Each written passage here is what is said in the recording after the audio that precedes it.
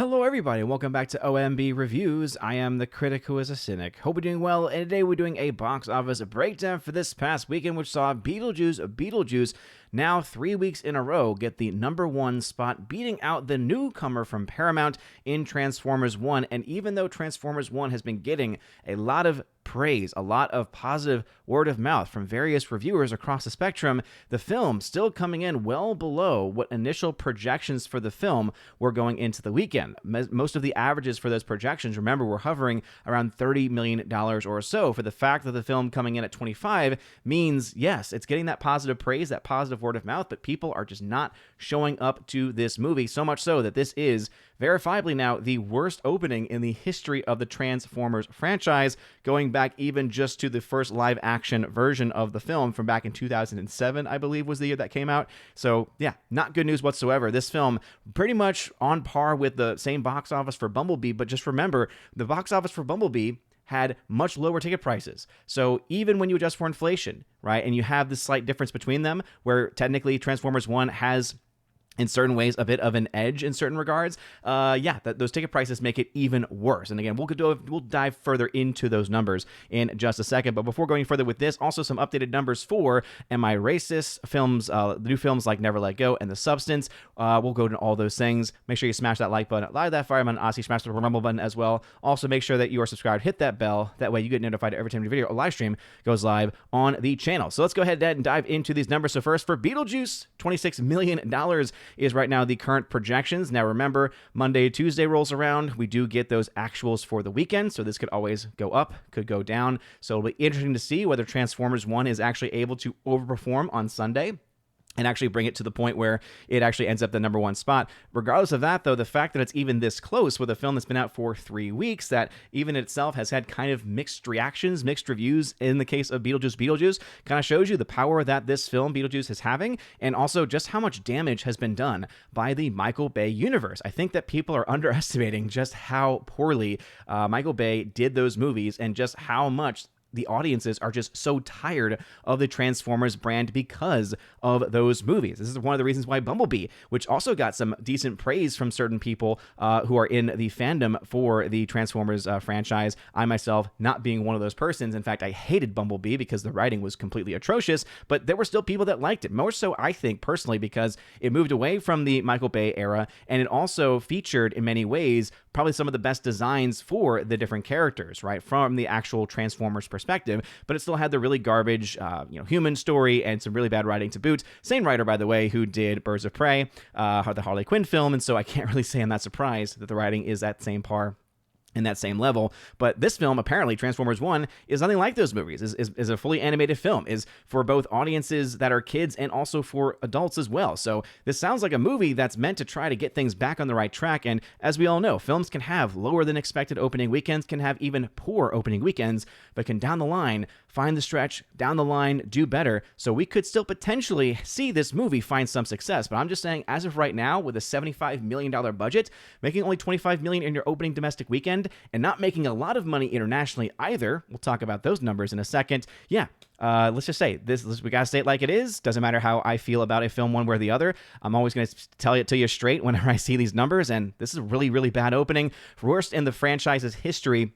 And also ultimately going to likely lead it to be a box office flop, with that caveat being, if we see a very strong second week hold and down the line even stronger holds, maybe there will be some life, but as of right now, it's not looking like that is going to be the case. The #3 film this week was Speak No Evil. So this film opened up last weekend, only dropping 48%. So even though I personally was not a big fan of the movie, I thought that James McAvoy did an amazing job. He was absolutely worthy of every amount of praise that he has been getting. The movie itself and the characters were really bad. Like, as far as this general story, you see the protagonists in the movie who are supposed to be the good guys, the one that you're rooting for, and they're making choices and decisions that immediately go, this is really stupid, and I kind of hope you don't make it in the story anymore, because it's just how could you even make a decision like the one that you are making? It's like, oh, because the story says so, essentially. There's no basis in logic, it seems, in that case. But regardless of that, hey, people apparently are enjoying it. I think there's a lot of entertainment value to be had in the film, especially if you are much more into the horror, in this case, more thriller type film.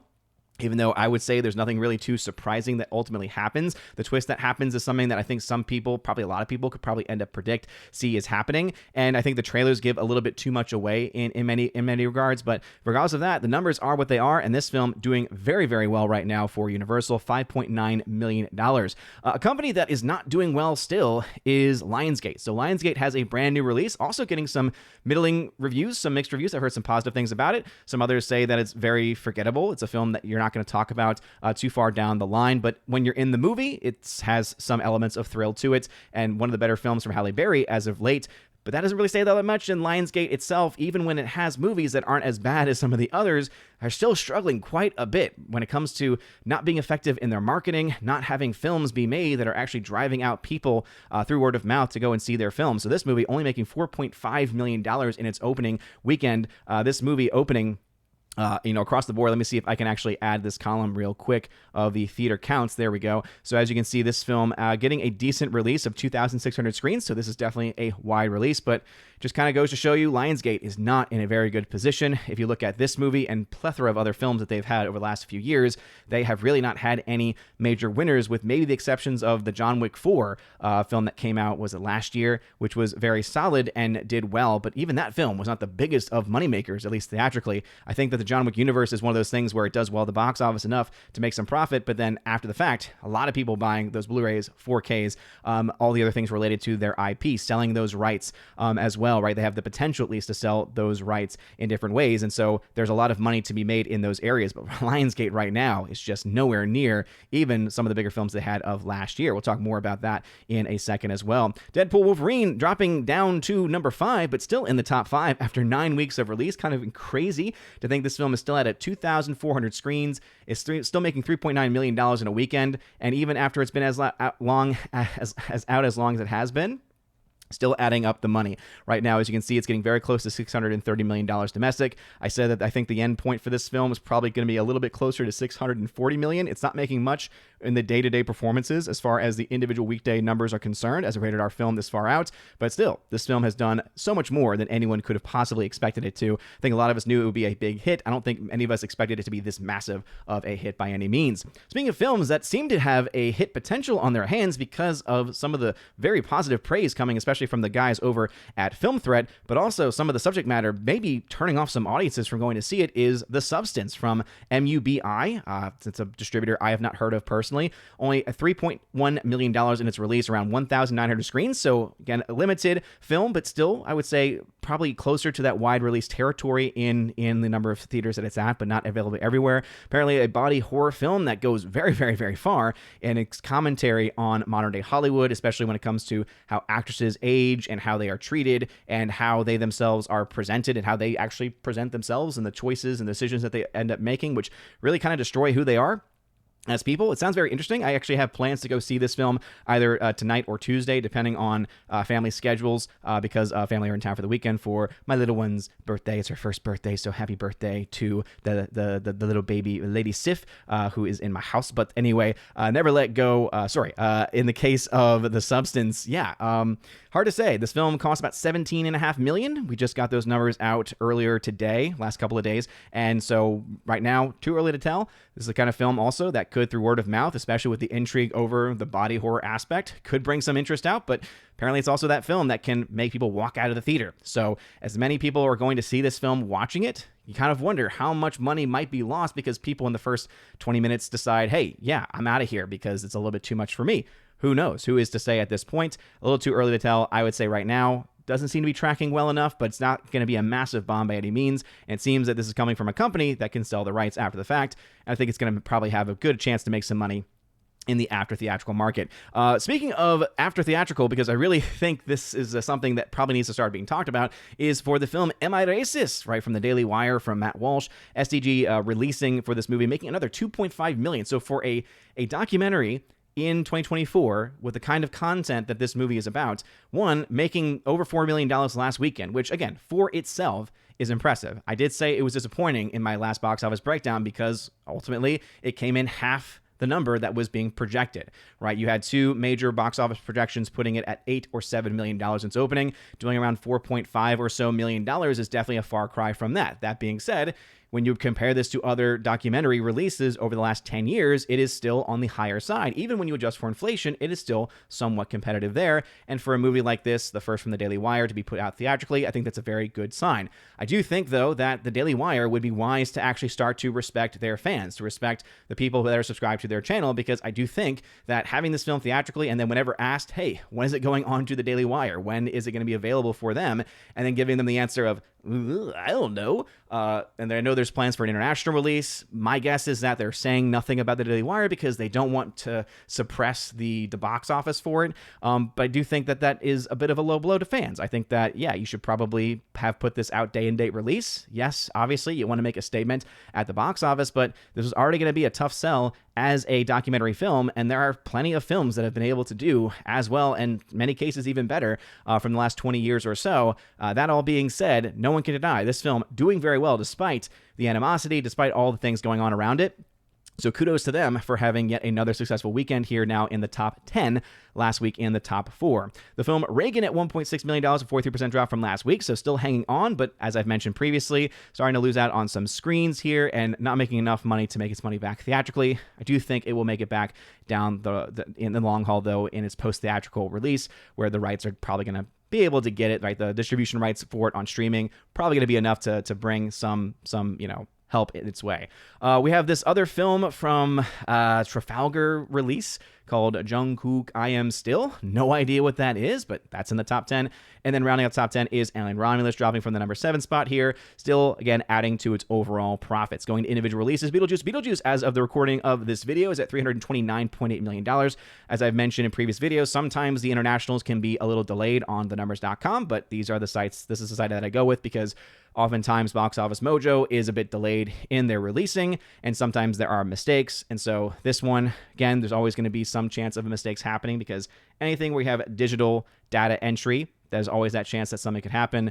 But again, $329 million, very impressive numbers there. Then we have Transformers 1. All right, this is where we get into something interesting, right? Because as I mentioned, a $25 million opening puts this as one of the lowest, if not the lowest, box office opening for the entire history of the Transformers franchise, going back to the live actions, right? When you started to have Transformers being brought back into the public discussion. But what's even more interesting is that it's only $14 million in the international market. Now, looking at these numbers, as you can see, the charts have not been fully updated yet, so we do know it's been released in South Korea. We also know it's been released in Trinidad. Interesting. I've actually never seen that on, I don't remember ever seeing that on this chart before. Let's see, it's got Mexico on the chart of films that's been released in right now. Malaysia is on there. Indonesia is on there as well. Several countries still that it has not gotten, but Ecuador is on there. Bolivia is on there as well. So yeah, obviously one could argue Mexico is there, so probably a lot of this is actually coming from Mexico. It's usually a big competitor in the international space. So one could argue that, hey, this film's not getting released in many international markets for a little while, right? It actually got an early release there. And actually, I'm sorry, again, I make mistakes sometimes. I just realized that it is the 22nd. So yes, actually, it's now gotten released in Albania, Argentina, Australia, Bangladesh. So many major markets. Chile, it's not been released in China yet, but again, no guarantees there whatsoever. Czech Republic is a delayed release. France delayed release. Germany delayed release. So yeah, there are some markets here where it could make a comeback in some ways, but yeah, definitely not a good look for this movie. And if you especially compare this to the last couple of films in the franchise, again, $25 million is actually underneath where Bumblebee was. So again, projections were around $30 million, which would have already put it the lowest, because even when you take into account for inflation, right, yeah, $30 million would have been higher than 25.6 from Bumblebee. But remember, the ticket prices change a lot over time. And that would mean ultimately that Bumblebee's total tickets sold would be a lot less than what Transformers 1 Transformers 1 that Transformers 1's box office tickets would be a lot less than what even Bumblebee was able to do back in 2018. So if you compare this even to Transformers Rise of the Beast, wow, $61 million there versus 25. This is on the low end of the scale. And again, it's getting some positive praise. It's always a chance for something to happen, for it to make a turnaround. But I would say right now, it's not looking great for Transformers. So now moving on to Speak No Evil, 21.4 million domestic, 20.9 million international, brings the total of this film to 42.3 million, at least according to what has been put onto the numbers.com as of the recording of this video. So a pretty solid start for that movie, now 2 weeks into its release. Never Let Go, only 4.5 million being reported currently in the domestic market. No numbers being reported currently as the recording of this video internationally. As you can see, not looking like it's going to have the biggest of international releases, so most of its money is going to be made here, but still a little bit too early to tell as far as possible viability. In the future, Deadpool Wolverine at 1.316 billion. Again, 1.3 to 1.4 billion is currently where this film stands as its end point.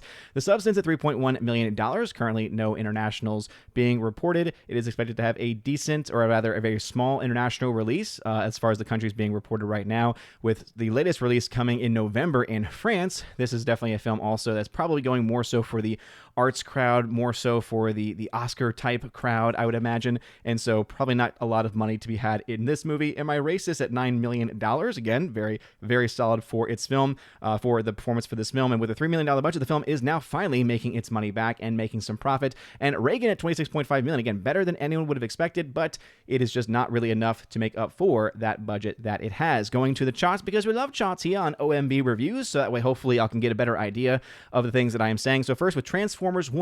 So this being the lowest opening weekend domestically, at least in the entire history of the franchise, maybe even internationally as well, at only $39 million. Currently sitting at $93.1 million in financial loss. Obviously, we'll see this chip away at that number over the course of its release, but that's a pretty large hill to climb when you're starting off with a very small, especially comparatively to the other big Transformers movies, and you also comparing the fact that this has a $75 million budget, which is definitely on the lower end for these kinds of movies. This is still not where you want to start your movie. Maybe word of mouth will help this movie, but as of right now, it's looking like probably going to end up being a flop. Remember that most films on average make about a third of their entire global box office in their opening weekend. If that still holds true for this movie, you're looking at it barely getting over $100 million worldwide by the end of its run, maybe a max of 150. Now, again, that's an average run, so this film has an above average run after this week. Hey, we could see that number tick up a little bit, but as of right now, not looking all that great for the film. The Substance costing a lot less, right? $17.5 million,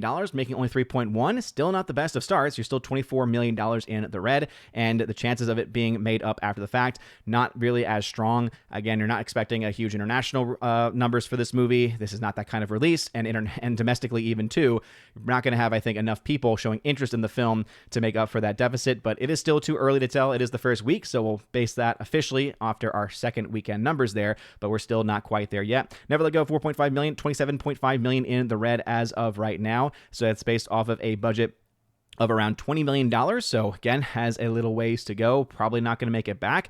Again, this makes a lot of sense, especially with the whole Lionsgate thing. Just not very strong releases for those movies. One film that we can say for sure is guaranteed to be a box office flop is The Killer's Game. So this film has now, after the 2 weeks of release, made around only $5 million as of the recording of this video, which means it's only going to make between $7 and $10 million worldwide by the end of its run, meaning a loss of around $40 to $38 million, maybe even a bit more because that's using an older metric there. But with a budget of $30 million, the film only getting to around $4.8 million domestically, $5 million internationally, with everything to combine together. There's probably some international numbers we're waiting on, but that's not going to make much of a difference. This film essentially is guaranteed to be a flop.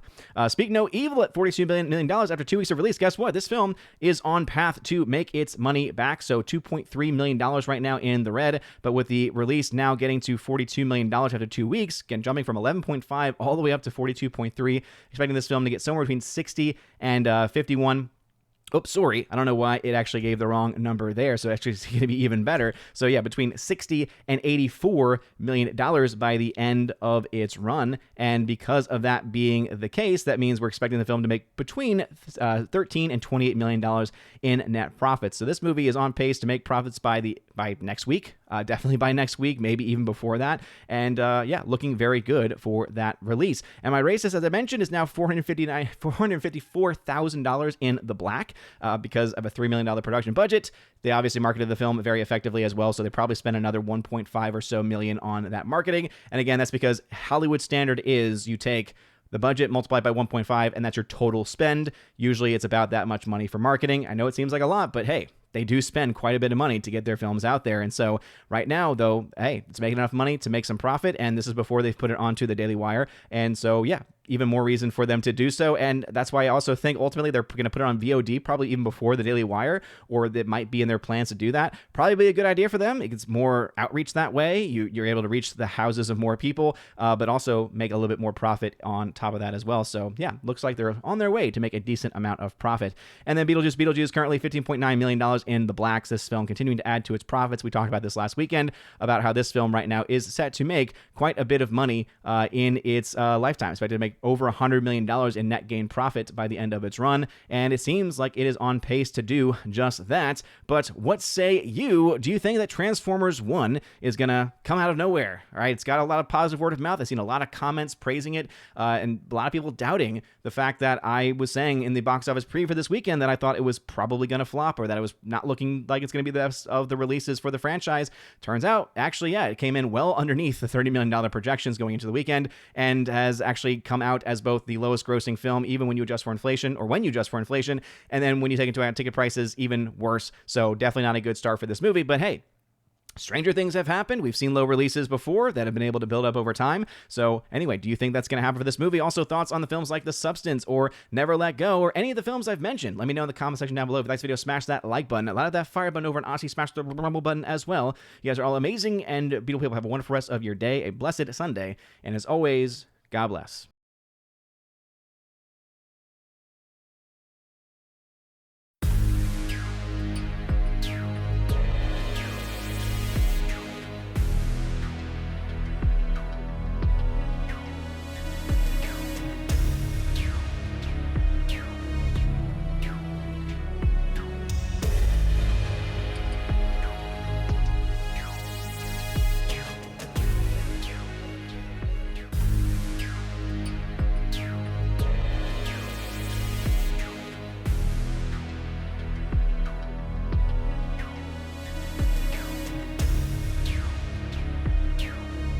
Now for a huge special shout out to all of my Chosen of Valhalla members, starting off first with my people on Patreon, Father Luca Illick and Miss Martin Muses. Check out her YouTube channel by the same name, Miss Martin Muses. Also to my Subscribe Star people, Matt317. Check out his Twitch channel by the same name, Matt317. And also to the K-Man. Check out his website, xtheboundaries.co. And lastly to my YouTube member, Mr. Roy. Shout out to you, good sir. And if you want your name shouted out at the end of every live stream and video, check out the top link in the video description below where you get access to that. Also, you get access to a plethora of other things. You get your name listed at the end of every live stream and video, like you saw in those names that came up before this video started. And also access to a giveaways channel that I host over on the Discord server where I give away 4Ks, Steelbooks, Blu-rays, all kinds of stuff. So check that out if you're interested in that. Also, I have an exclusive podcast that I hold at least once a month, and it's always a good time, and you get extra bonus content with that also. So if any of that sounds interesting,